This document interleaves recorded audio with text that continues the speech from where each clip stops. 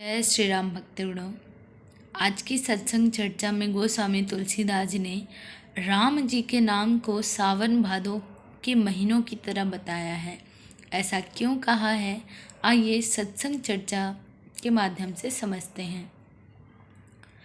वर्षा ऋतु रघुपति भक्ति तुलसी साली सुदास, राम नाम बर बरन जुग सावन भादव मास, सियावर रामचंद्र की जय, पवन सुत हनुमान की जय, हर हर महादेव की जय।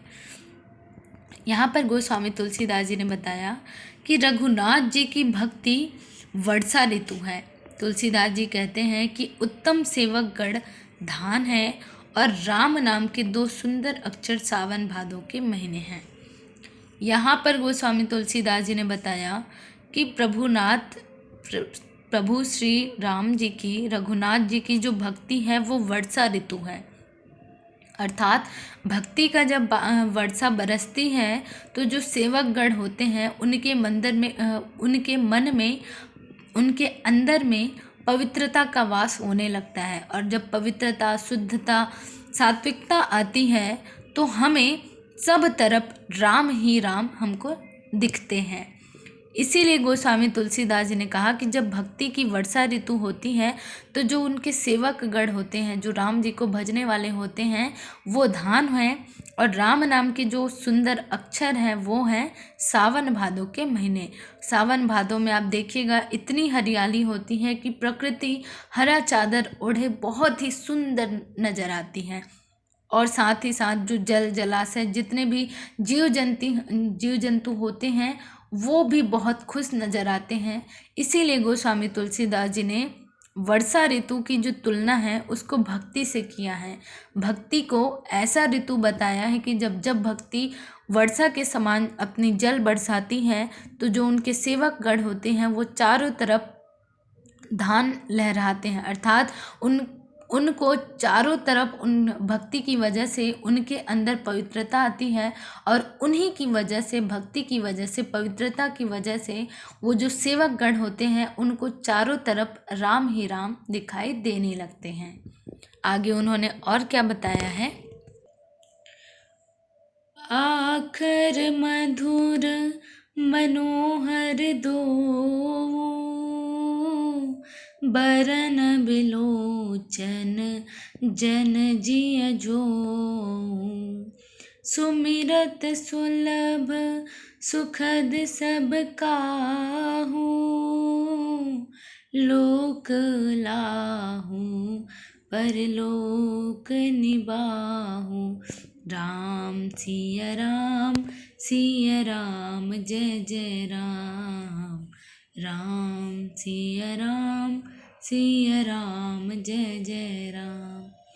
यहाँ पर गोस्वामी तुलसीदास जी ने बताया कि दोनों अक्षर मधुर और मनोहर हैं, जो वर्णमाला रूपी शरीर के नेत्र हैं, भक्तों के जीवन हैं तथा स्मरण करने में सबके लिए सुलभ और सुख देने वाले हैं, और जो इस लोक में लाभ और परलोक में निर्वाह करते हैं। अर्थात भगवान के दिव्य धाम में दिव्य देह से सदा भगवत सेवा में नियुक्त रखते हैं।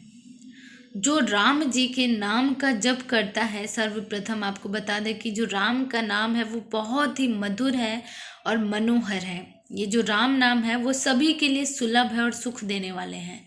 और ये जो राम नाम जो वर्णमाला रूपी है वो शरीर के नेत्र हैं। अर्थात राम को भजने से भी अच्छा लगता है, राम को देखने से भी अच्छा लगता है।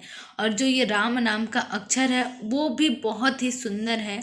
जितने भी वर्णमाला होती हैं हमारे हिंदी वर्णमाला में, उसमें वो जो हिंदी वर्णमाला है वो एक शरीर है और उस शरीर का जो नेत्र है वो राम अक्षर है। इस प्रकार गोस्वामी तुलसीदास जी ने बताया।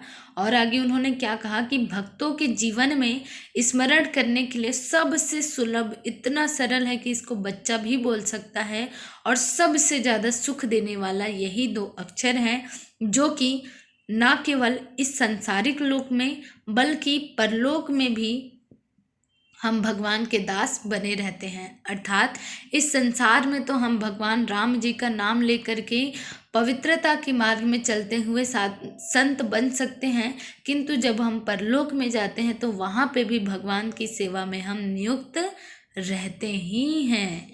इस प्रकार गोस्वामी तुलसीदास जी ने आज की सत्संग चर्चा में यही कहा है कि प्रभु श्री राम जी के नाम बहुत ही मधुर है, मनोहर है और वर्णमाला रूपी शरीर के नेत्र हैं तथा सुखद हैं और सुलभ हैं, जो सबके लिए सरल है। आज की सत्संग चर्चा से हमें यही सीख मिला कि राम नाम इतना सुलभ है और सरल है कि सभी को राम नाम जपना चाहिए, राम राम कहना चाहिए। तो हम भी आपसे कह रहे हैं राम राम। आज के लिए बस इतना ही।